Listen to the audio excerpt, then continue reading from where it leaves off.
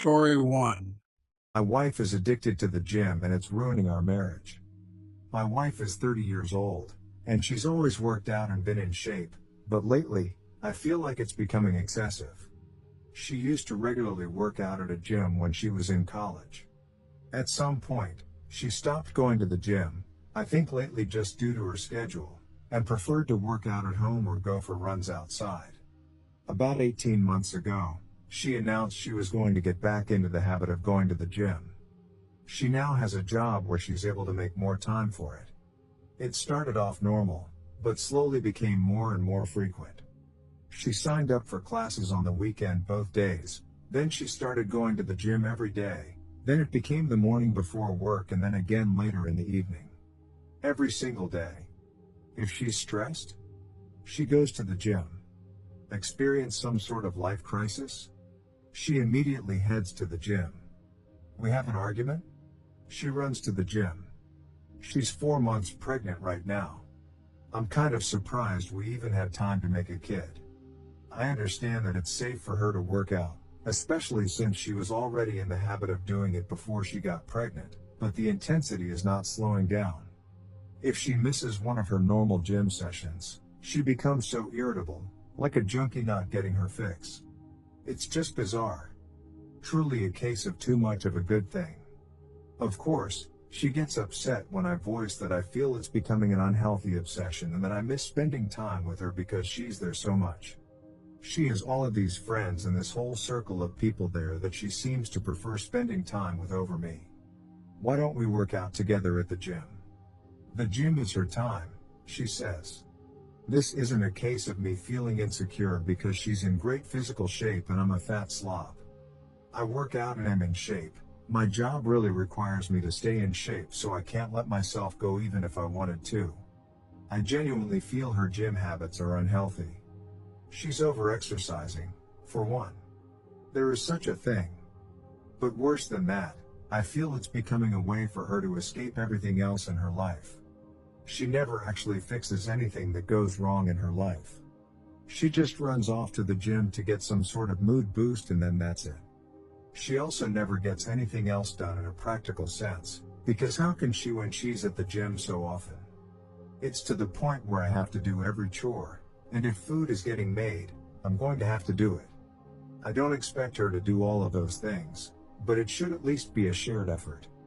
People we know have even commented about it to me. They've said things about how she seems different, how she sure is at the gym a lot, and many of her friends and family barely see her anymore. Some have even suggested she's having an affair with somebody there. Please tell me that this doesn't sound normal to you. She insists this is perfectly normal. Update 1. I posted not very long ago about my wife's addiction to the gym. A compulsion, if you will. She spends most of her free time there. She often goes twice a day, and sometimes even 3 times if we have a fight at night and she needs to run off instead of actually talking to me. She won't let me go to her gym, and she refuses to go to mine.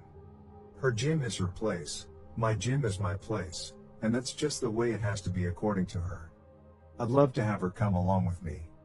I've invited her multiple times. She's about 18 weeks pregnant right now, and this is our first baby. She worked out like crazy prior to the pregnancy and she continues to work just as hard now. I truly didn't think she was cheating on me. People suggested it in the last thread, and I laughed. You can tell she's at the gym a lot, she's in great shape, so she's obviously going there. I felt really confident about the cheating issue, and when I posted 9 days ago, I wasn't even considering cheating. I'm embarrassed to admit that after reading a lot of the comments on my last post, I thought maybe I was being overly confident about her fidelity. She usually always has her phone on her, but she left it on the kitchen counter, and as stupid as I felt, I decided to do a quick swipe through her texts. She had a current text conversation going on with a guy. I recognized the same name of a guy from the gym she mentions a lot. She's friends with a lot of people there and even went to one of their weddings last fall. I wasn't too terribly concerned until I started reading the texts. I never wanted to know what the guy's manhood looked like, but I know now. She was only out of the room for literally about a minute or two, so I had to scroll fast. I was furious. I asked her what the hell that conversation was about. She started yelling at me for looking at her phone. I told her she's acting so weird, and the gym obsession was really bothering me, so I just decided to look, and I was ashamed that I did, but that's what I thought I'd find, nothing at all. She said, "It's nothing, it's nothing." It didn't look like nothing to me. She sure seemed pretty interested in this nothing. I wanted to know if she'd been sleeping with him, and for how long. She kept saying no. I left the house because I was so furious, but not before I slammed her phone on the ground and shattered it. She was calling me all sorts of names for breaking her phone. She hit me on the back as hard as she could before I left. I went to my brother's house. My brother and sister-in-law were shocked, although my sister-in-law was one of the most vocal ones about my wife's gym obsession being weird and bringing it up to me constantly. When I went home later, she was in bed crying. She obviously couldn't call me or anyone else for that matter. She was laying it on thick. "I don't know if you'd ever come home. Give me a break." I took her phone to get it repaired tonight. She doesn't deserve it, but I still feel like a jerk for breaking her phone. I still don't know how deep it goes. She won't admit to anything beyond what I saw. Was it just dirty texting, which is bad enough, or more? I'm convinced it was a lot more, but she refuses to hand over her phone and is now trying to act like I'm this terrible monster who is abusing her because I broke her phone. Not my proudest moment, but I honestly wanted to body slam her after she punched me. I have never and would never actually touch her like that. Update 2. Not sure if posting something in my profile will be seen by anyone, but I don't feel like making another update in a subreddit. Today, my wife asked me to stay home from work so we could talk. She laid in bed all day yesterday trying to get me to feel sorry for her, but I paid absolutely no attention to her and ended up leaving the house to go to my family's Super Bowl party. I wasn't in the mood to go, but I wasn't going to sit at home with her. It really bothered her that I left. She kept texting me things like, "Who just leaves like that? When something like this is happening, who is that cold and callous that they just leave to go to a party?" I stayed home today to talk to her. She was full of tears and said she's so sorry. According to her, she really was going to the gym twice a day because she likes going there. That's where her friends are. It makes her feel good. It's fun for her. She met this guy there, and he started flirting with her. Everyone likes him. He's one of the most popular guys there. I didn't realize there were popular people at gyms. She admitted that she flirted back but didn't mean anything by it. She didn't reciprocate very much at first, but he gave her butterflies, and she just found herself flirting back without thinking.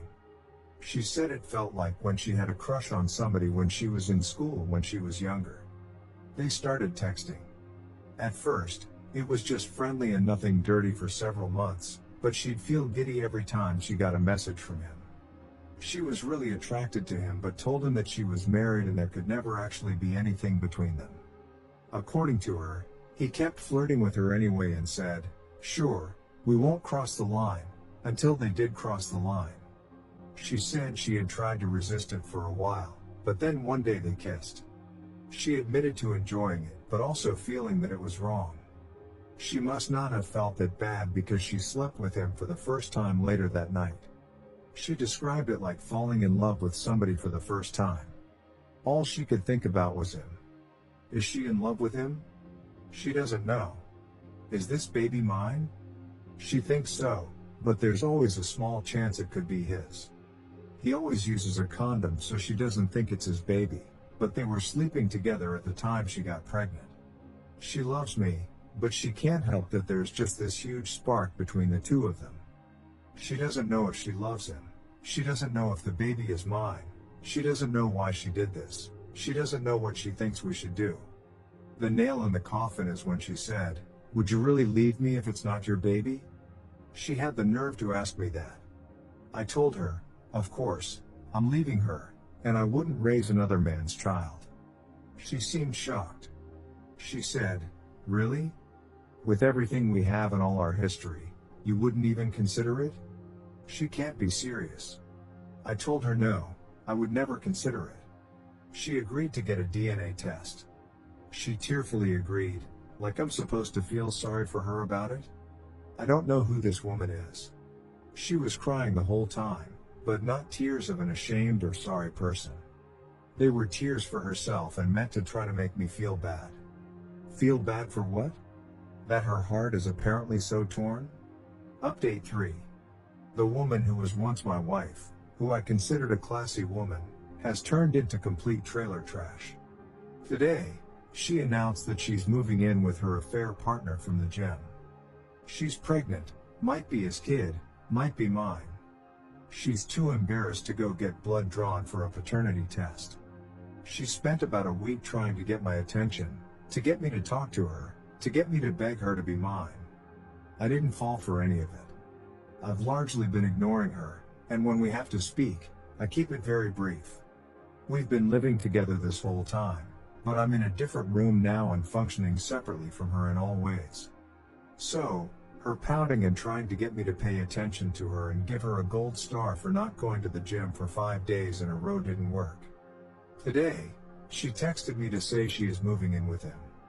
Somehow, I still care about this person. I've already met with a lawyer though. I can care about her as a human being and possible mother of my child without being married to her. Still, it stung to hear her say she was going to be with him. I told her it wasn't a smart move to leave the house. I've even told her she should probably meet with a lawyer, but she doesn't care about anything I have to say. I don't think she needs to move in with anybody. I actually feel bad for her that she can't just be on her own. I asked her if he actually knew she was pregnant and wanted to know what story she's been telling him this whole time. She said he knows, and he doesn't care if it's my baby. He loves her and wants to be with her. Bizarre. Can't he find anyone else? Somebody who isn't a married, pregnant woman? Why would he take that on? Doesn't make sense to me. He's scum, but he's good-looking scum who apparently is gainfully employed and owns his own home. So you can't tell me that my married, pregnant wife is your only option here. I just can't imagine being a single guy like that and wanting to put up with this baggage when I could have other options. And if this really is my baby, then what? They'll live with my wife and this weasel 50% of the time? I don't know how my life turned into this mess. And she thinks it's embarrassing to have to go get blood drawn? Update 4. My wife moved in with her affair partner last weekend. She didn't take very much at all, as most of her stuff is still in our house. I still get the feeling she was just waiting for me to beg her to come home, but I didn't reach out to her at all after she left. It was a strange mixture of relief, anger, and sadness. I don't think I ate it all until last night. Just never felt hungry, drank a little too much, but I'm fine. I'm posting this update because I've received a ton of messages from people, and honestly, it's emotionally draining to respond to each one and to have to type the same stuff out. I just don't feel like talking about her that much.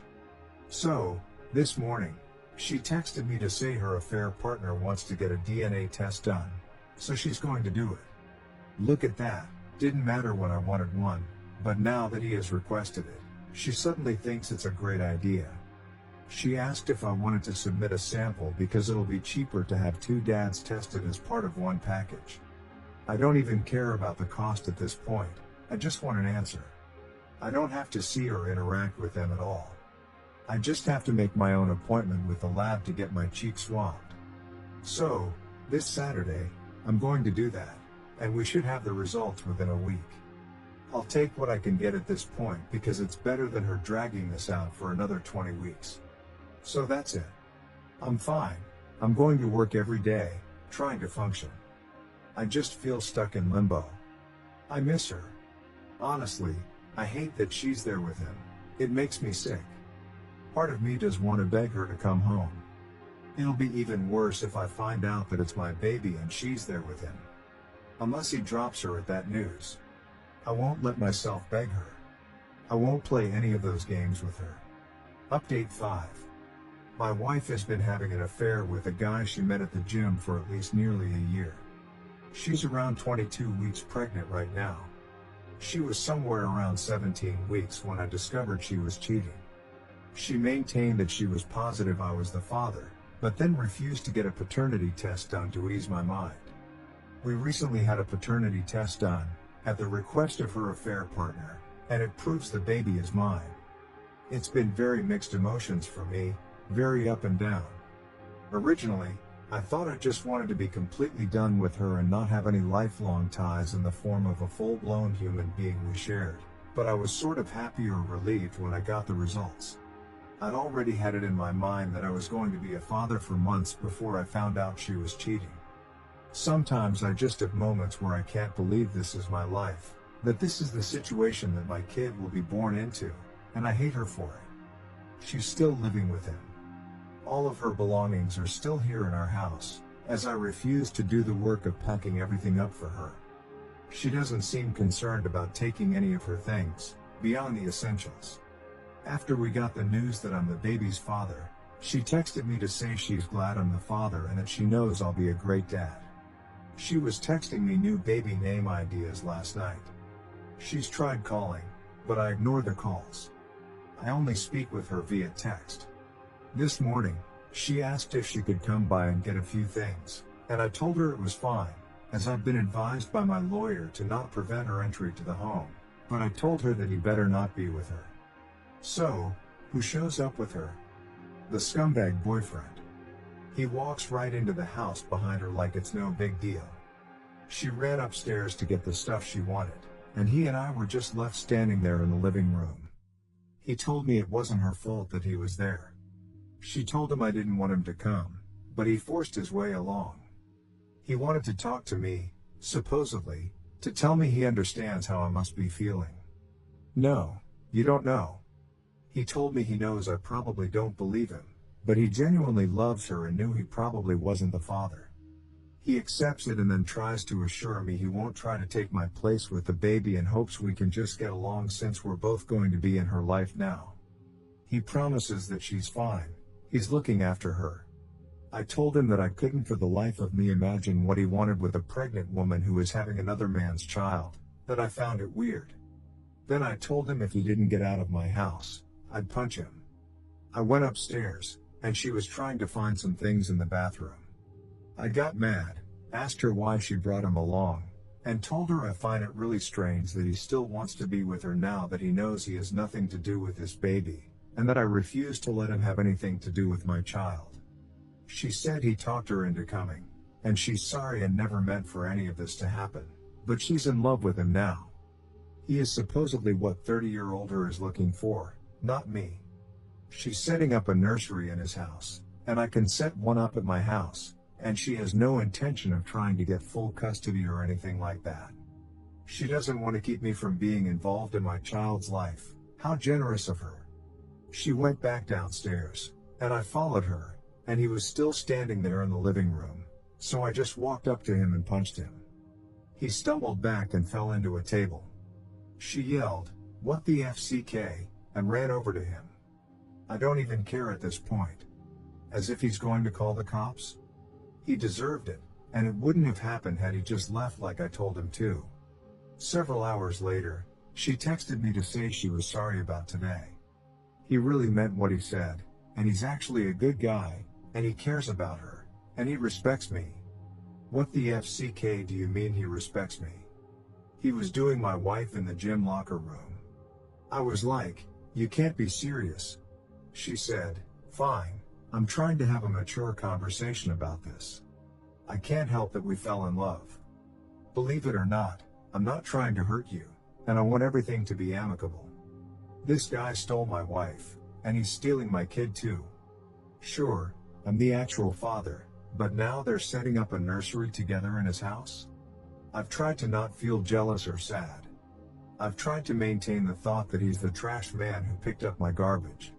Sometimes I feel that way, but the truth is that I loved her, and still love her. I don't want to stay married to her on principle alone, but this is devastating to me. Update 6. My wife is basically 26 weeks pregnant now. There actually hasn't been much drama with her and her affair partner. I was away for a long weekend last week, and it was nice to just get away from home for a while. The only really annoying thing that's happened is that I told her I'm going to be in the delivery room, not him. After everything she's done, she owes me that. It's not his baby, he has no right or reason to be there. I will not be the one waiting outside when my kid is being born. She said she agreed and she never planned to have him in there with her. I asked her if she'd told him that, and she said no. I told her to tell him he'll have no part in it. Well, she told him, and apparently he didn't like that, and he started trying to convince her why he should be there. Next thing I know, she's telling me that he really wants to be there and she's the one giving birth, so she should be able to say who she wants there, and she wants him there. I suppose he'll start making name suggestions soon and will try to overrule names we've had picked out for our future kids for years. We talked a little bit, and she told me I can have our house and the dog in our divorce. I'm requesting that we sell the house and split the profit. I already have that written in the paperwork. I'm not buying her out of our house, a house that I've made all the payments on anyway. I have a much better credit score than her and less debt. I compromised a lot because she liked this house. I'd rather be able to get my own place based just on what I want and with no reminders of her, and there was already no way she was getting the dog. I already had proof that I owned him, though, so she wouldn't really stand a chance of having a court award the dog to her. It's the one thing I told my lawyer I wanted above everything else, not including any custody issues surrounding my actual human child. Honestly, her affair partner can have her, but he will never ever have my dog. Not to mention, my dog is 100 times more loyal than my wife, and some might even say better looking too. So, with the idea that I won't be living here in this house for much longer after the baby is born, if everything moves quickly, I decided I will still prepare a nursery here anyway in case anyone wants to try to accuse me of not being invested or prepared for fatherhood. I'm trying to look at the positives. It doesn't matter what colors she likes or what themes. I can do whatever I want. Honestly, we've been together for so long and have lived together for most of our adult lives. It's sort of nice not living with somebody, but sort of lonely too. I have friends and family, but it's hard to feel in the mood to go out or hang out with people too often. They always ask me about everything that's going on, and it's just like I'm tired of that being the topic of conversation. I got a promotion at work, which financially would have been better if it had happened after the divorce, but I'll take what I can get. I feel like I'm living in this limbo right now, and a lot of what I do is always framed around how will this affect me in the divorce? Admittedly, I spy on them on social media sometimes. Guess I'm hoping to see he's been in a motorcycle accident or something now that the weather is nicer. Hasn't happened yet, but he's starting a new company, and once that's up and running, I can always get all my friends and family to leave 1-star reviews everywhere. Have to find ways to have a little fun. Sorry that I don't respond to a lot of messages or comments. Sometimes I just take big breaks from looking at Reddit since it can be depressing AF. Edit. Something I forgot to add. She told her family that we've split up and that she's with this other guy now. Her sister reached out to me to say how sorry she was. Her sister is dumb as FCK, that sort of thing. She told me that my wife was complaining about her affair partner. She said the bedroom fun is over when he's done, and apparently, he's really selfish in bed. He doesn't do extra little things for her that she's used to me doing, like clearing the snow off her car in the morning and heating it up or offering to make her food after a long day. He doesn't speak her love language, and he hangs out with his friends too much. This made me so happy to hear. She's secretly miserable, and I find that absolutely delightful. Told my stepmom she will never be my real mom and went no contact. Now my dad and her are stalking me and trying to force themselves into my life. My mom passed away when I was 14. I was always closer to her than my dad, so I took it very hard and still missed her every day, but my dad moved on extremely quickly. I'm talking about 1.5 months later, and he was openly dating his current wife, whom I suspect he was cheating with on my mom when she was still alive. She moved in 4 months after my mom's passing. Then, 9 months after her passing, they announced their engagement on my birthday as one of my gifts. I obviously didn't take it well. I made a scene, dumped the cake they got me, and walked out. I disappeared for a few days until they were about to put out a missing person report, and I was forced to go back home. They tried to get rid of all evidence of my mom ever living there, as in, they tried to remove all pictures, personal effects, memories, and other belongings from my mom. I kept what I could and hid some others. They wouldn't let me celebrate her birthday or anything related to my mom. They tried to force me to call my stepmom Mom, but I never did, and they would ignore me when I called her by her name. She would introduce herself as my mom, and I would correct her every time. It got to the point that I stopped talking to her unless absolutely necessary, or if I was correcting her, and these talks were usually one-word answers. My dad got angry every time I didn't call her mom, use her first name, or introduce her as my dad's wife. I once spent 2 weeks not talking to either of them when I was 16 because I was ruining their family dynamic. Their exact words were, "Until I can be a part of the family, there is nothing to say or do as one," but they caved at about the 15th day of no communication and interaction. I turned 18 and left for uni and went extremely low contact and didn't go back. When I was 21, I got engaged to my fiancée. She knows about my relationship with my dad and his wife. She respects it and is on my side. When they found out, my dad and his wife had a fit because they didn't know I was seeing anyone. My dad's wife posted on social media, saying she was excited that her son, aka me, was getting married with a bunch of other things, mentioning she can't wait until she becomes a grandma. I made a short post saying I am not and will never be her son, and she won't be a grandma to any future kids. My dad got mad, saying I was disrespecting my mother and embarrassing her. I asked who we were talking about because my only mother was my bio mom, and at this point, I lost both of my parents on that day when I was 14. That was 3 years ago, and we went back to low/no contact. Now, my wife is about 8 months pregnant, and they randomly showed up at my house, even though I never gave them my address. They wanted to talk and meet my wife, but I didn't let them in and told them to turn around and go back to where they came from. But apparently, they decided they wanted to move to my city/state to be closer and repair the relationship between us. She said she missed her son and wanted to be a better mom and grandma. I called them delusional, told them to leave, and slammed the door. They then bought a house about 5 minutes away from us. This has all been way too much for me, and my therapist wants me to let them in, but I would rather cut all contact. It wouldn't be so bad if they just would stop trying to replace my mom and act like she never existed.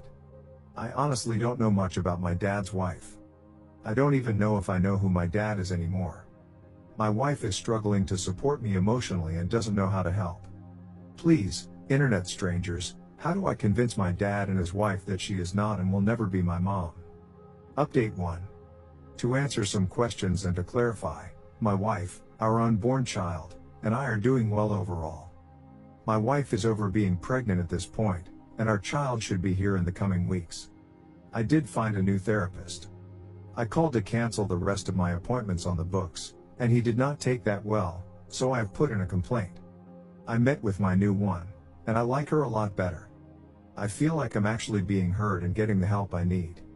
I want to make this clear, I am 24. My dad's wife is 38, 14 years older than me. My dad is 52, 14 years older than his wife. So when she entered my life, I was 14, and she was 28. There were also theories about how my dad might have had something to do with my mom's passing. That is not the case, but I still believe they were together before she passed.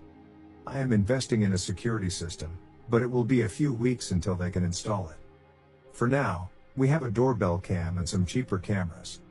As for social media, since the post about her being excited about being a grandma, and my wife and I getting engaged, we have locked down all social media. My wife and I are not active on any platforms anymore, except for messaging or sharing pictures. And we found the leak as well. It was my brother-in-law, my wife's sister's husband. We had a family dinner where we had planned on working on the birthing plan. Brother-in-law was insistent on being there, which was odd as he was not a part of it to begin with. While we were waiting for my mother-in-law to get home, I shared what happened between my dad and how it made me and my wife feel, and brother-in-law got visibly uncomfortable. When I called him out on it, he denied it, but it was obvious. Sister-in-law called him out, and he broke down. He said he had been talking with them because we needed all the family support we could get, and that they deserved to know their grandbaby. This caused an argument, and it ended with sister-in-law moving out and staying with us. They have no kids and have had some issues. I think it is over for them, and I definitely will not be ever trusting him. Our birthing plan has been locked down now and made secure, but we have some just in case of crazy showing up plans. Everyone who needs to know the details knows. Now, it is surprisingly hard to get a protection order. Where I live, it is heavily dependent on violence or physical contact. Technically, what they have done is not against the law yet. They are perceived as no real danger at this time since there were no threats made, and they left when asked to. They have free will to move wherever they want. Also, since a family member gave another family member my address, it is fair game. In regards to grandparents' rights, it is only applicable when my wife and I have lost custody or are unable to care for them, but my mother-in-law and father-in-law will be taking on that role if needed. My wife and I are not currently in a position to move. We just bought our house when interest rates were low, and my in-laws helped with the down payment. It is nothing massive, but it is home and perfect for our starter family. My dad and his wife are unable to have kids.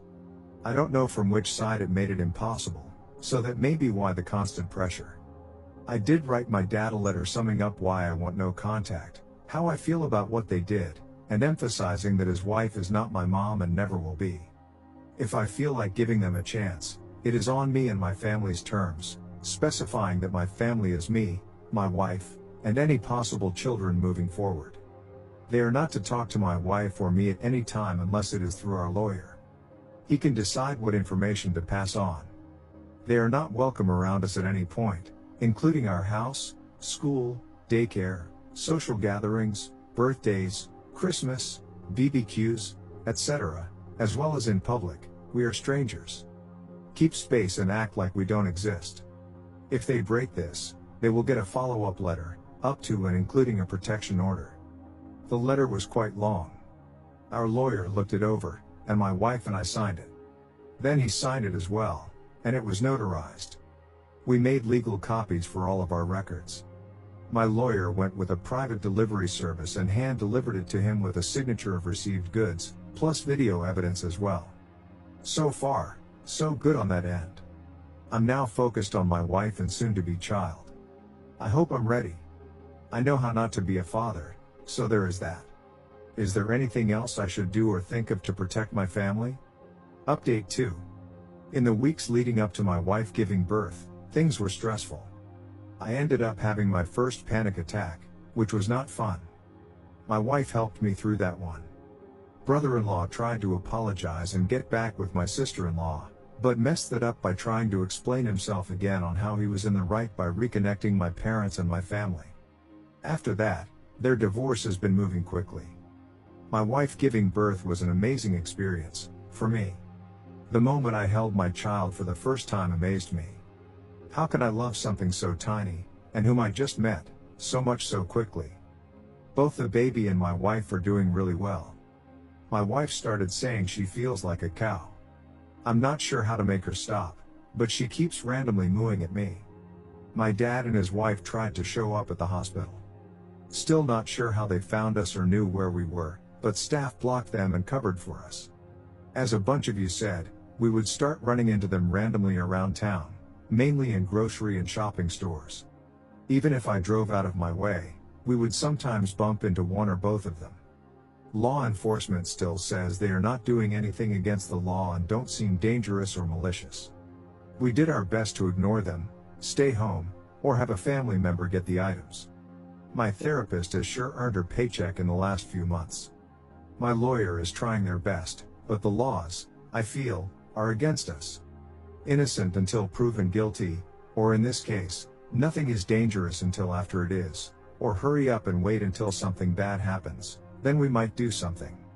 It is super frustrating. We also moved. Now, I never want to do that again. Good family helps, but with a newborn and crazy people around, it was stressful. I know it doesn't sound possible, and I'm still in disbelief, but my in-laws are amazing and got us in contact with a friend of theirs. Long story short, These friends wanted to downsize since all of their kids moved out. They told my in-laws and brought them over, and we ended up coming up with a really good deal. Our new home is bigger, on more land, but needs a lot of work. It is old and outdated, but we have been making it ours. Since moving, we had not seen my dad or his wife. That was until about 2 weeks ago. I was going to update and write all of the above, but then my lawyer contacted me, saying my dad reached out and wanted to talk.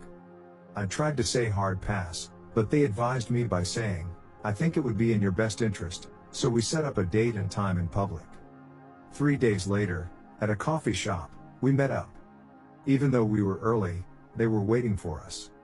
It was just my wife and me, and also a paralegal from my lawyer's office undercover.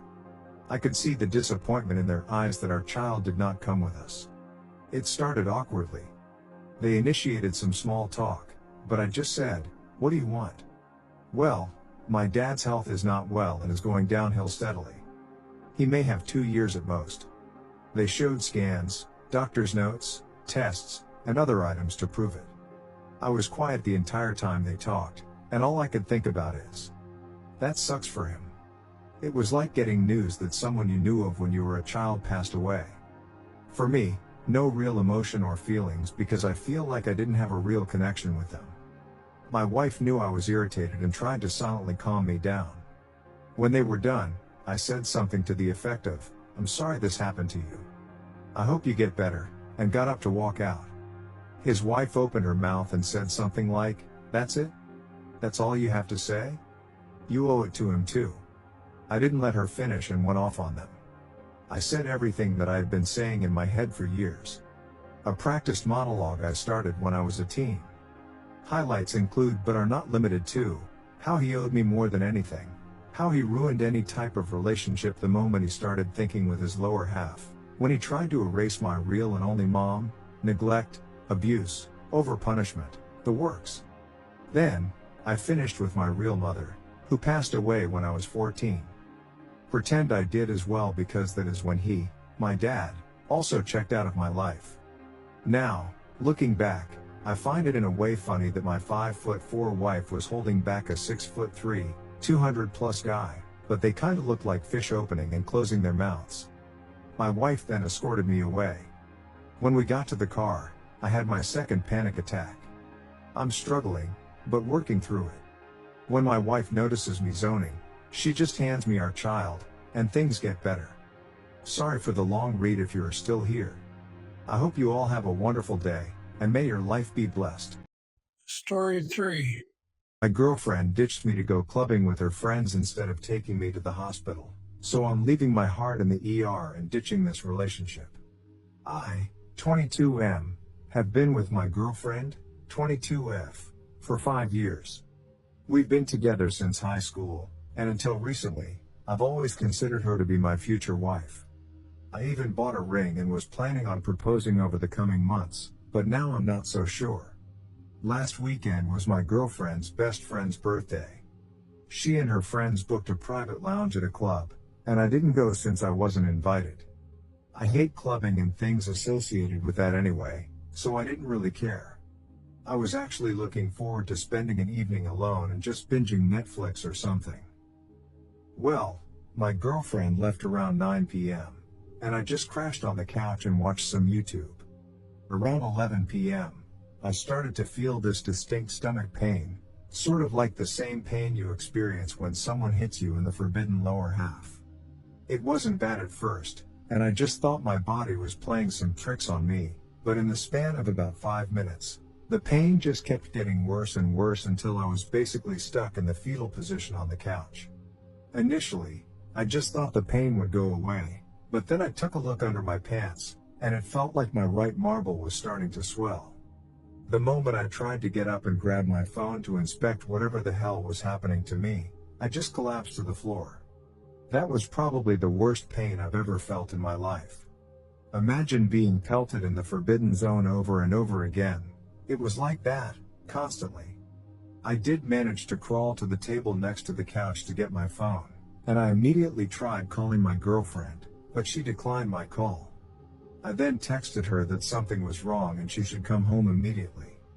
The club she went to is like a 5-minute walk from our apartment, so I just put the phone down and started throwing up because of the pain. After throwing up for like a minute, it felt like the pain started to cool down a bit, and I grabbed my phone again, and that's when I saw her response. She just replied with, "What is it?" with the unamused face emoji. I tried calling her again, but as expected, she just declined again. I then texted her that I need to go to the hospital now. She then asked for what, and I just replied with my marbles hurt. I then just dialed emergency services. I explained my situation to the emergency responder, and she asked if there was somebody who could drive me to the hospital, and I stupidly said yes. I thought my girlfriend would be home soon, and she would drive me to the hospital. I felt embarrassed to call an ambulance because my marbles hurt. After I told the emergency responder this, she then told me that she would call me again in 10 minutes to make sure I was being driven to the hospital. I then put down the phone and went back to vomiting on our carpet. Again, after the pain went away for a bit, I checked my phone and saw that my girlfriend just responded with laughing emojis. I again tried to call her, but as expected, she just declined again. She texted me that this wasn't the time to play games, and she then told me that if I texted or called her again, she would block my number. I again tried calling her, but she declined again, and when I tried calling her a second time, I realized she had actually blocked me. I went back to curling up on the floor, and now I started shivering. At this point, I didn't care about being embarrassed and just called emergency services again and asked for an ambulance. It felt like an eternity, but the ambulance eventually came and rushed me to the hospital. I don't remember much of the surgery since I was sedated, but I remember waking up eventually, and my right marble was being stitched together. The doctor informed me that the cord next to my marbles was twisted, and I was extremely lucky to reach the hospital in time. I could have easily been forced to surgically remove my marble.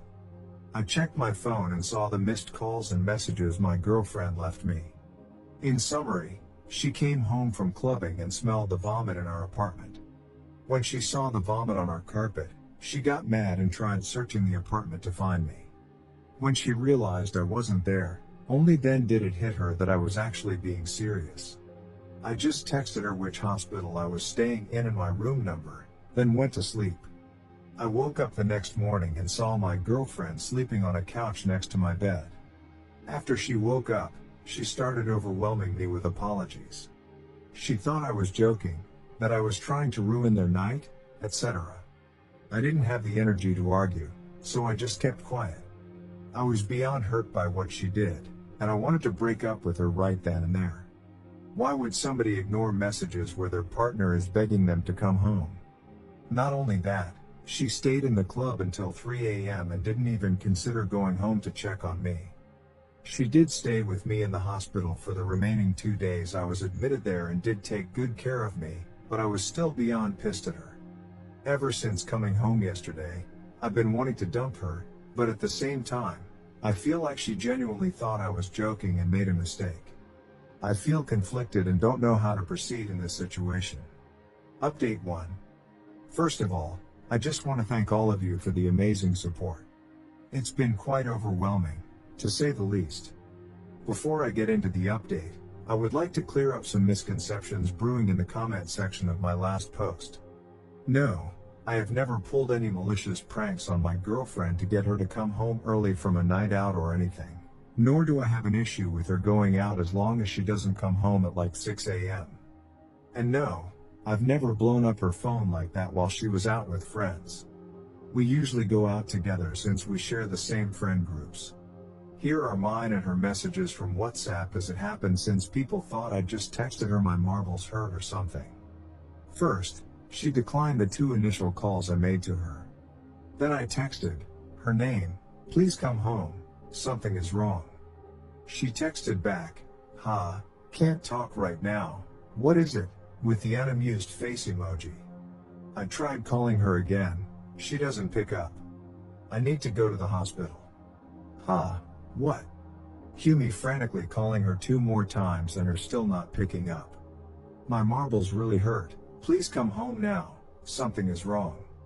She sends back 6 laughing face emojis. I tried calling her again twice after calling emergency services. I swear, don't bother me again or I'm blocking you. Let me freaking enjoy my night out. I tried calling her again twice and got blocked. At this point, the pain was too bad to try anything with her anymore, and I just called an ambulance. Her next message after unblocking me at 2 a.m. Op, why the hell is there vomit in the living room, and where the hell are you? Why is the front door unlocked if you left somewhere? She then went into a full mental breakdown as she realized I was serious about going to the hospital and sent over 70 messages afterwards. Yes, it was stupid of me to expect her to drive me to the hospital since she was drinking, but again, in that type of pain, you don't think clearly. I think I needed her more for moral support, and I did it out of pure instinct. Not immediately calling an ambulance was also stupid of me. I was in a lot of pain, but stupidly at the time thought that whatever I was going through would eventually calm down, and driving to the hospital would be better than calling an ambulance. Also, in hindsight, being embarrassed about calling an ambulance over my marbles was definitely also really stupid. The amount of mental gymnastics some of you did in my comments to paint me as some sort of dweeb or emotionally needy person for bothering my girlfriend was truly mind-blowing to me. I promise you if my girlfriend was in my position and I ignored her, none of you would be defending me. Now for the update. Thank you to all those who wished me a speedy recovery. I'm doing much better now. Not being able to go to work for the next 3 weeks is definitely a bummer though. I work for my dad's construction company, and my job requires lifting a lot of heavy weights. I'm also prohibited from having any bedroom intimacy for the next 2 to 3 weeks as well. I might have also developed some trauma due to the pain, and I randomly get the same sensation again, and I get super anxious until it goes away. As for me and my girlfriend, it's complicated. As so many of you and my mom told me, 5 years is definitely a long time to throw away without having a proper conversation with her. So I did just that. I told her how hurt I felt by everything and mentioned the following points: her ignoring my messages and declining my calls. Yes, clubs are loud, but where I'm from, there are areas where you can definitely have a conversation over the phone, blocking me after I tried calling her not checking on me once, even though the club she went to is only a 5-minute walk from our apartment, and her being angry about the vomit instead of being concerned. After hearing all that, she got defensive and told me that I could have conveyed my situation better and that she genuinely thought I was joking. She was drunk and wasn't thinking clearly. She also told me that it couldn't have been that painful and I was over-exaggerating. I then told her yes, I could have phrased my messages better, and I apologized for that. But I described the pain I was in and told her that I barely had the strength to text her, let alone send her a detailed description of what was happening to me, and definitely couldn't think straight throughout everything.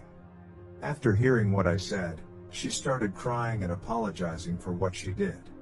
She told me if she knew how serious it was, we wouldn't have been having this conversation. She then also apologized for her being mad over the vomit. According to her, she was drunk and tired and was just expressing frustration. I then asked her why she thought I was joking and if she was cheating on me, because this was seriously out of character for her, hence why I immediately trusted her with this. She started crying harder, and she looked like I just slapped her in the face.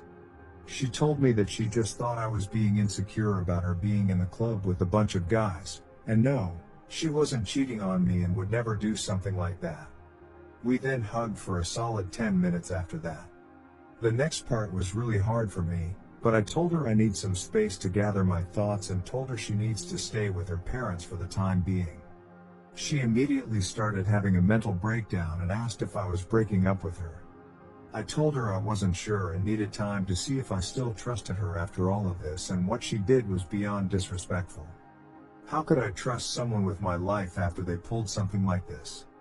I then told her that we are young and this mess was mostly caused by our immaturity. This entire situation was an important life lesson for the both of us regardless of if we stayed together. After begging a bit more, she then put her head down and started packing a few essentials. Before leaving, she told me she would be willing to do anything to make up for this and that I could take as much time as I needed. She then gave me a big kiss and left. That was 2 days ago, and this is where we currently stand. I still give her updates on my healing, but besides that, we don't contact each other. I'm really torn right now.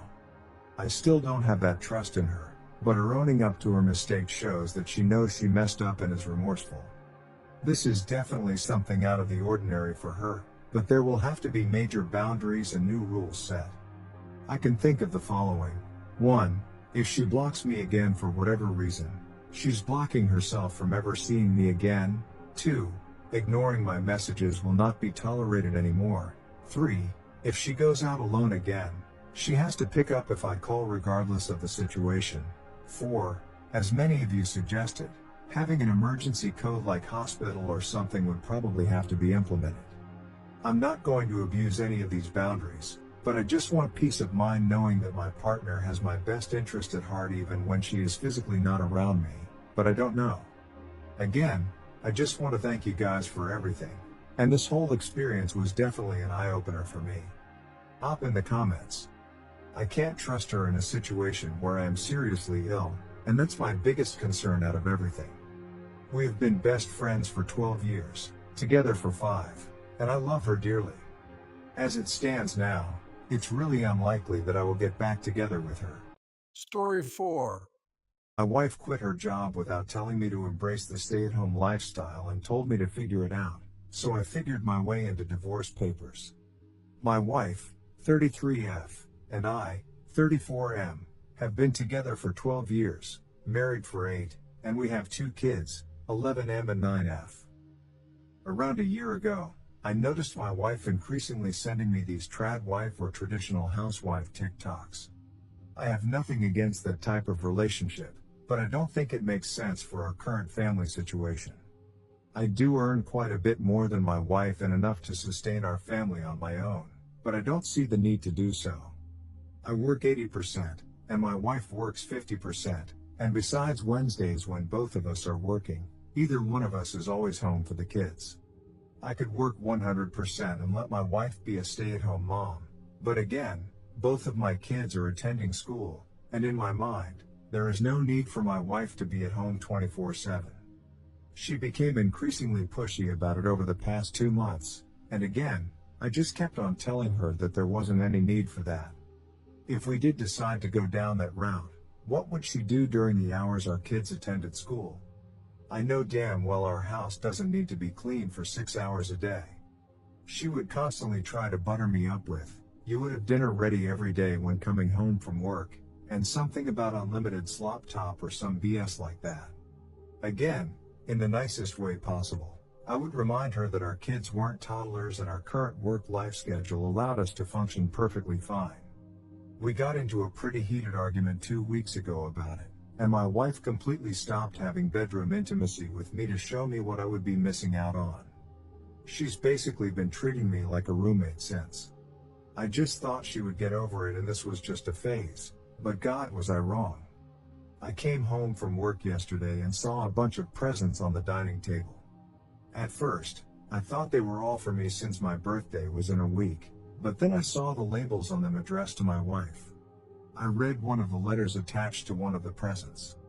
The last sentence on it was literally, "It was such a pleasure working alongside you, and I wish you all the best moving forwards." I thought this was some sick prank. A few minutes later, my wife just casually strolled into the living room acting like nothing was wrong. I guess she saw my mad expression and had the audacity to tell me, "You'll get over it." I just lost it. I left without saying another word and went to my parents' house. I feel absolutely disrespected. Why the hell would my wife think it was okay to just quit her job without telling me and just expect me to be fine with it? My wife has been blowing up my phone with texts and calls demanding to know where I am and that the kids miss me. I just told her to go find a lawyer and that I was done with her, and then proceeded to block her.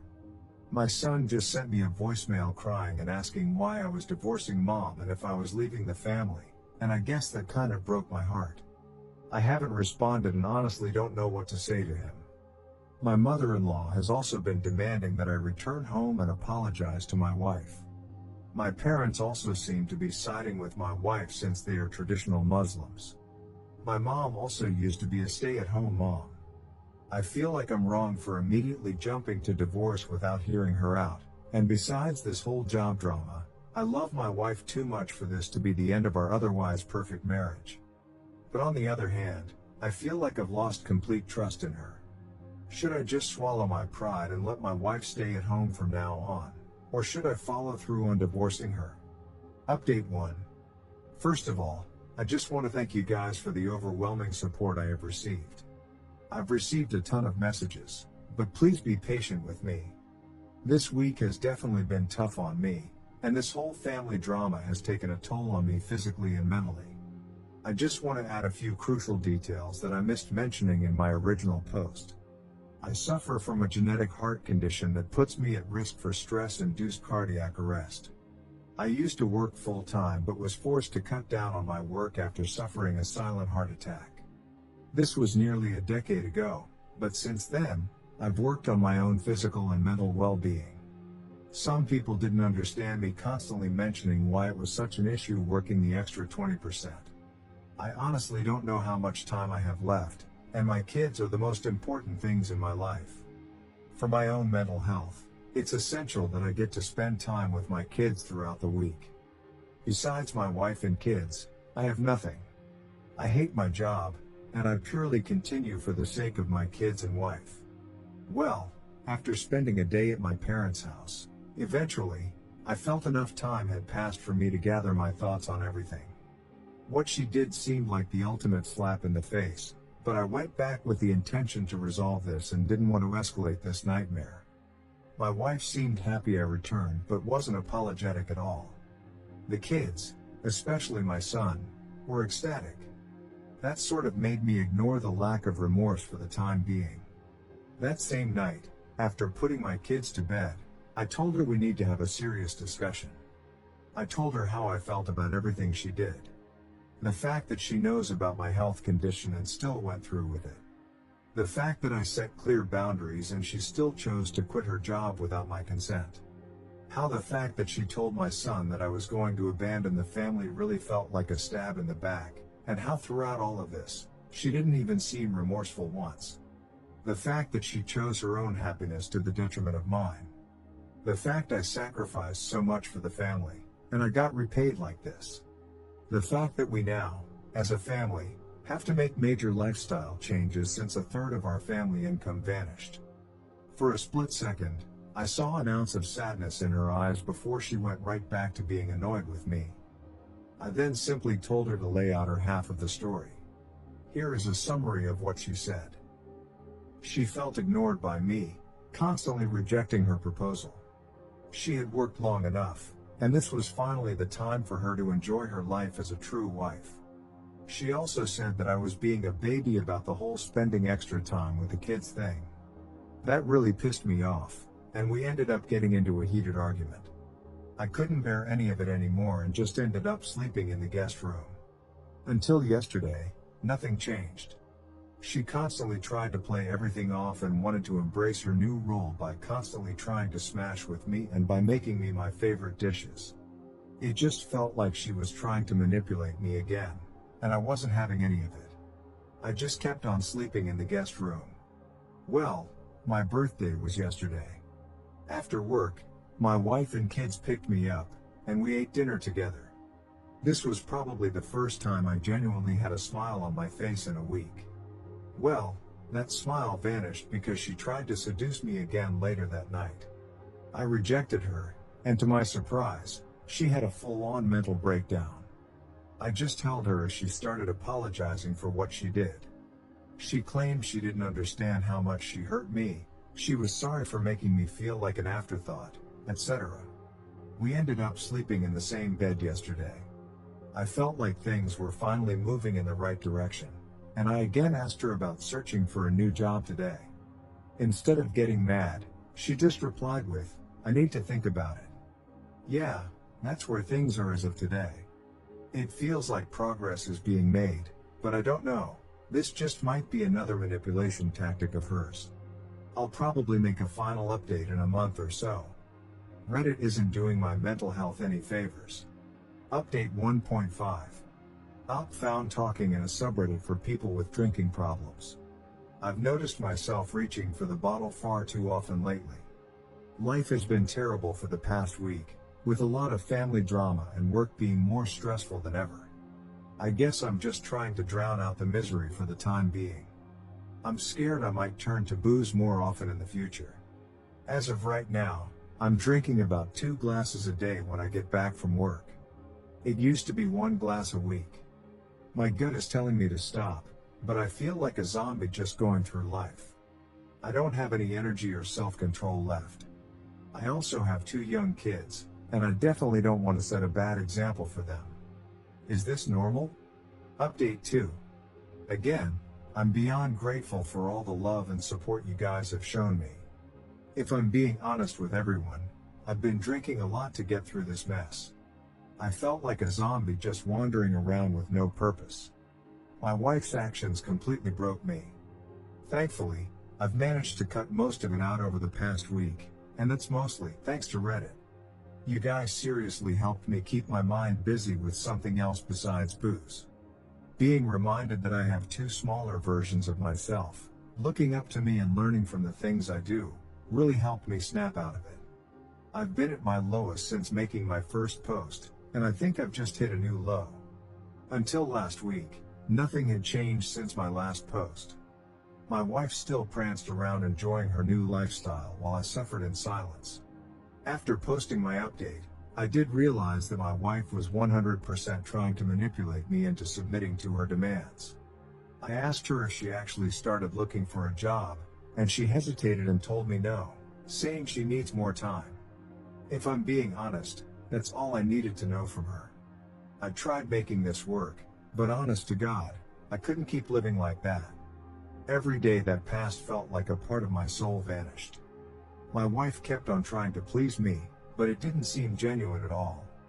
I've also started noticing her getting lazy and starting to neglect my kids.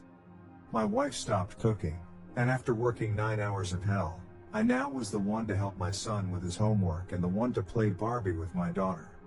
I'm not complaining about spending time with my kids, but I could seriously see this becoming worse as time goes on.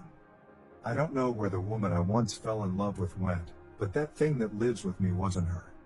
I know a lot of you are going to smile hearing this, but I did tell my wife that I want a divorce last week.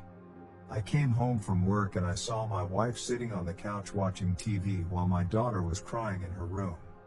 I just snapped at that moment. I told her we need to have a serious discussion after the kids go to sleep. After I put my kids to sleep, I sat down with her and told her our marriage was over, and that I'll be contacting my lawyer tomorrow. Divorce was never something I ever planned on doing in my life, but I just felt like something needed to change, or my kids would be visiting my gravesite in a few years. Our culture frowns upon it, and I knew I was about to get serious backlash for it, but at this point, I couldn't care less. I don't know why, but she thought I was joking and started laughing. I told her I was being serious this time, and her manipulation methods weren't going to work on me anymore. Her face just went pale. She then went from screaming at me to crying, to then blaming me for every issue in the family, to then begging for another chance. She literally went to get her laptop and tried to apply for jobs on Indeed while begging. I just told her to cut the BS and that I tried my best, but she just kept giving me empty promises. I told her the following. I know her trying to smash with me was just a manipulation tactic, and not to show her devotion to me as she puts it. If she was truly sorry, why didn't she start applying for jobs immediately instead of waiting until I confronted her? Her complete disregard for any of my feelings and needs while purely pursuing her own shows me how selfish she actually is. She knows about my health and still chose to completely betray me. And now this part pissed me off a lot. Her poisoning my son against me when this all started was beyond messed up, and looking back, was enough of a reason to divorce her. We ended up fighting for another hour or so, and her constant screaming ended up waking up our daughter, and that's when I told my wife to shut up and go to bed. The following day, my mom called me during work and asked if I had lost my mind or something. My wife told my mom that I was going to divorce her. She claimed that I was bringing serious shame onto the family and that she didn't raise me to abandon my kids. Yep. My wife told my mom that I was planning on abandoning my kids and has been feeding my kids the same BS. I explained to my mom the reasons why I wanted a divorce, but she won't budge. If I divorce my wife, I'm a disgrace of a man, and my mom wants nothing to do with me. I know my mom well enough to tell that her words are just empty threats, but what hurts me most are the reactions of my kids. My son won't look me in the eyes and won't even let me anywhere near his room. My daughter just tries to hit me whenever I try to talk to her. I've tried explaining to them that I'm, in fact, not going to give up on them and that their mom and I are just going to separate, but they just seem to believe whatever BS my wife tells them. Friends and in-laws also claim that I'm a monster for making my wife go through this. My wife was served with divorce papers 2 days ago and has been crying nonstop since. She told my kids about the divorce papers, and they both claim that they will never talk to me again. In my son's words, I'm a bad husband and father. I cried myself to sleep that night. I thought divorce would bring me peace, but it's only brought me one step closer to taking my life. As I stated in my previous post, I have nothing and am nothing without my kids. Growing up with nothing as a refugee in Germany, I promised myself that I would give my kids a life that I myself could have only dreamed of, but I feel like I've failed. I'm sorry for making this post longer than it has to be. Again, I just want to thank everyone for the love and support, but this will probably be my last post. Wishing you all a lovely week. Story 5. My brother banned me from coming to his wedding because his wife's family is at war with the rainbow. Now my parents are banning him from their inheritance unless he divorces his wife. So, my brother's wedding happened 2 days ago, and it turned into complete chaos, which I know even though I wasn't there. You might wonder why I didn't attend the wedding if it's my brother's. Well, it's because of his wife's family. He did send me an invitation to the wedding because he wanted me there, but his fiancée told him I couldn't attend because I had a boyfriend. You might be confused, but I'm a man, and I have a boyfriend whom I wanted to bring to the wedding. She said that even though my brother and her don't have a problem with that, her extremely religious parents, who already forced her to have the wedding in a church, would most likely banish us from the wedding and cause trouble between our families. After she told him that, my brother told me I couldn't attend and explained why. You might think I was angry. The truth is, I was relieved. I hate going to big events with lots of people because of my social anxiety, and I was already used to not being able to attend certain events because of my orientation, so it was nothing I hadn't heard before. So on the day of the wedding, I stayed at home with my boyfriend. It's worth mentioning that my parents apparently didn't know I wasn't attending the wedding. I was chilling at home, cuddling with my boyfriend, when I suddenly got a text message from my parents asking me where I was because they couldn't find me at the wedding party. I told them I wasn't attending the wedding and asked if my brother hadn't told them anything. They said no and asked me what had happened. I didn't see any reason to lie, so I sent them a text message telling them exactly why. Now, I have to admit I don't exactly know what happened after I sent them this message because they read it but didn't reply. And why did they care in the first place? They didn't notice I wasn't there until the wedding was already over. They only noticed when the wedding party started. However, apparently my parents talked to my brother about it, and all of a sudden, my absence was the main topic of the wedding party. From what I heard, two fronts formed. On the one hand, my parents and the rest of my family against the family of my brother's wife, and apparently, as a husband now, he felt compelled to take her side and tried to argue in her favor. It's crazy to think that I was just sitting at home living my best life with my boyfriend while all of that went down at his wedding. The wedding party was ruined, and my brother appeared at my door angrily screaming at me, asking why I felt the need to ruin his wedding. I was confused and asked him what happened, and he told me everything. I told him it wasn't my intention. I just told our parents what happened because they didn't know and wanted to know where I was, and I thought he had told them beforehand. He screamed at me that I ruined his wedding. I told him it's not my fault he wasn't honest with them. I just respected their wish to not attend the wedding. I couldn't know it would go down like this because, like I said, I couldn't attend several events before because of my orientation, and my parents never said anything about it, So I thought it would be the same thing here. But I gotta admit it's kinda sweet that my parents and the rest of my family stood up for me. They haven't done it before. That's a more than welcome change. But I still feel kinda bad because apparently I really ruined the wedding party. Update 1. Didn't think I'd give an update, but many interesting things happened. So after my brother's visit, he and his wife went on their honeymoon. And the way the wedding party went might have been even worse than I imagined. What happens now is incredible. When I said in the main post that two fronts had formed, I only meant that metaphorically, of course, but it's no longer just that. While not much interesting happened in the first 2 days afterward, the terror started as soon as my brother and his wife went on their honeymoon. My mom and dad visited me and told me how the wedding party escalated, and they were so close to physical violence. I thought it was funny at first, but this truly bothers me. I also want to point out that you did a great job of convincing me it's not my fault, but hearing my parents' side still gives me a bad feeling in my stomach. However, like I said, the terror started shortly after they went on their honeymoon.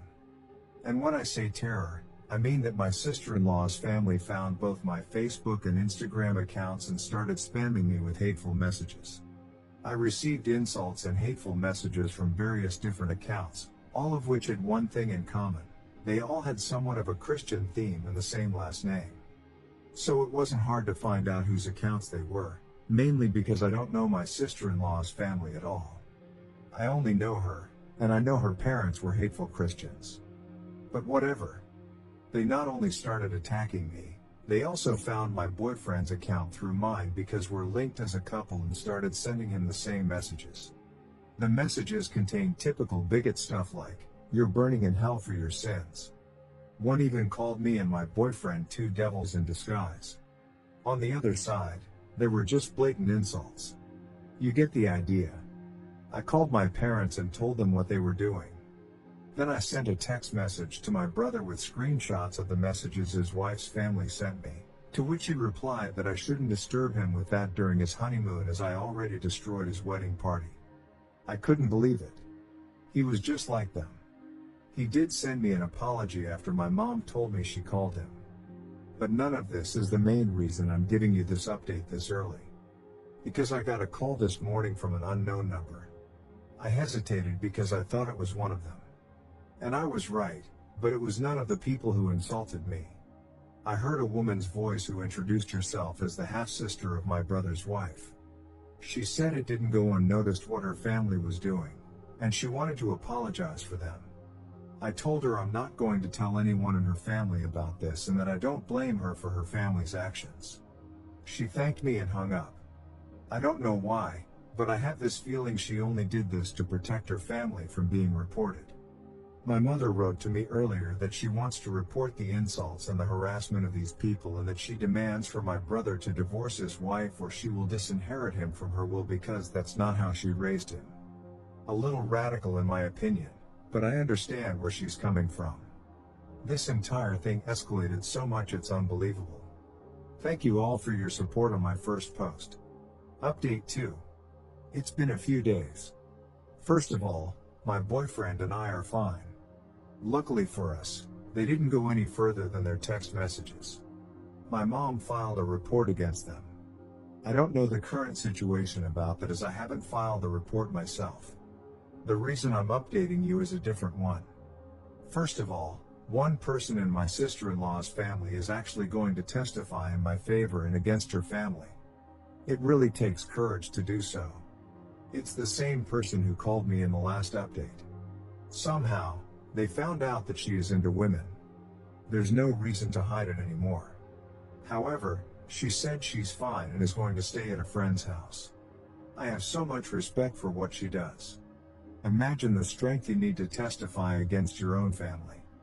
I now feel bad for assuming she only called me to save her family from being reported. More importantly, what is the current situation with my brother?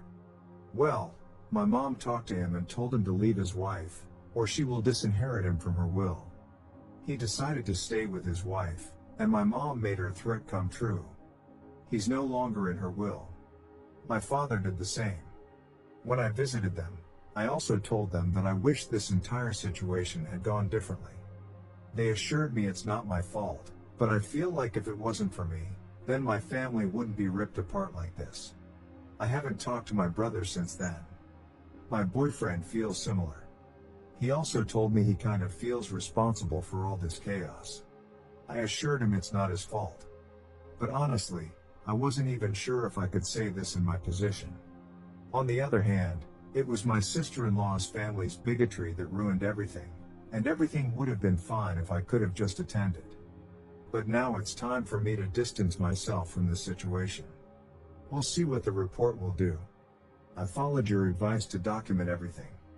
The insulting and harassing messages continued until 2 days ago, so I have much to say about them. Unfortunately, the hate on rainbows is still very much normalized in our society. I already mentioned it in a post on my profile, but the reason I'm so calm and casual about the situation is the simple fact that I'm used to situations like this. They don't get to me anymore. If I let any insult get to me, I wouldn't make it for a long time. It's a coping mechanism. I've been in situations where I was sent to the hospital because I kissed my boyfriend in public. So insults and harassment like theirs are nothing I haven't seen before. I want to say thank you for all your support on my first 2 posts. Update 3. I think some of you are waiting for an update, so here I am. Keep in mind that this update will probably be the last one. So last time I told you my mother was pressing charges against them, and to my surprise, we won. They weren't going to jail or anything, but they had to pay for their actions, literally. There was one incident where my sister-in-law's dad was actually trying to find out where I lived and asked my brother, who then told him. Only God knows what he would have done to us if we still lived there. But in the time span of the last 2 months, my boyfriend and I moved to a different place which my brother didn't know anything about. Also, their social media accounts were deleted, but I don't know if this was part of their punishment or if they did it themselves. My mom has also carried out the threat towards my brother and disinherited him from her will. After he came back from his honeymoon, he begged her to put him back in. She said only if he apologized to me. She invited me and my boyfriend over, and my brother sat in the living room with this mad look on his face. She made him apologize, but I didn't accept this apology because I could tell it wasn't sincere. He did it because he had to and not because he was actually sorry. I told my brother that I am disappointed in him for who he has become. Before that, we had this huge bond. Usually, we never judged each other for stuff like this, and all of a sudden, he has such a problem with me having a boyfriend. I just don't get it. I told him that I miss the old him. He didn't respond to anything. He just sat there quietly, staring at the floor. After I finished, he just got up and left. This was the last time I spoke with him, and it's already been a few weeks since this happened. My parents paid much more attention to the discrimination I face since this incident. They wanted to learn more about the problems I face as a guy who likes guys. I really love them. My dad even got a pride flag for me and asked if he could hang it in our bedroom. I love that I have such great parents. I just wished for my brother to become the person he once was. By the way, since the case with my sister-in-law's family is over, I didn't hear anything about their lesbian daughter. She supported us during the process, but we lost contact afterward, and I just hope she's fine. Update 4. The final update of my story happened 6 months ago, and I figured some of you might be interested in how things are currently going. So, I'm back, at least for this post right now. There have been some things that happened. First of all, I want to give you an update about the sister of my brother's wife. Around 2 months after my last update, she texted us and asked if she could come over. We talked for a while, and I was relieved to find out that she is fine. She said that she moved in with her girlfriend when the case was over, simply because her parents and the rest of her family had disowned her and threatened her with physical violence if she dared to return. However, the relationship with her girlfriend ended after a while, and she asked us if she could stay for a few days until she found something. She stayed with us for 2 weeks. During that time, my parents had visited us and offered her to stay with them because they had a big house with some free space. She stays there currently because she wanted to study, and my parents had no problem with letting her stay a little longer. My boyfriend and I also support her financially a little bit. We included her in several different celebrations such as Christmas and New Year's Eve, and I feel like she is the sister I never had. What's probably more interesting for you is how my brother is currently doing. The truth is, I don't know exactly. We haven't talked since the apology. However, he actually tried to attend our Christmas celebration party, but the moment he appeared, my dad kicked him out and said that, and I quote, "This hateful rubbish is no longer allowed in my house." I love him. Oh, by the way, of course, both my parents went through with disowning him. My boyfriend and I are still together, and I feel like he might be the one I want to marry. This entire situation made our bond so much stronger. I plan on proposing to him, but there are so many ideas floating around in my head for the proposal that I can't really decide which one. Also, the social media accounts of my sister-in-law's family had disappeared entirely. All of them, but I assume they already made new ones under a new name. I'm just glad all of this is finally over. I don't have any compassion left for my brother. I just wish he had never developed this way. Everything that happened to him, he brought it on himself. If you guys want, I could update you when I'm engaged.